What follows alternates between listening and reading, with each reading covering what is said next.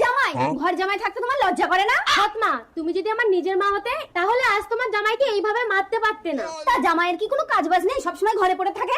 এত সুন্দর একটা হ্যান্ডসাম ছেলে আমার মতো একটা মেয়েকে বিয়ে করে এই বাড়িতে ঘর জামাই পড়ে আছে, আমার ভাগ্য ভালো। বাবু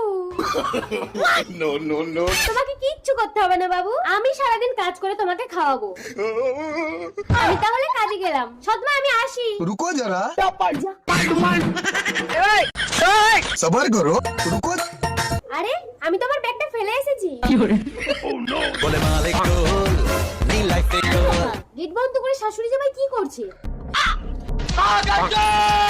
আরে কংস তুমি জানো না তোমারই মরণ।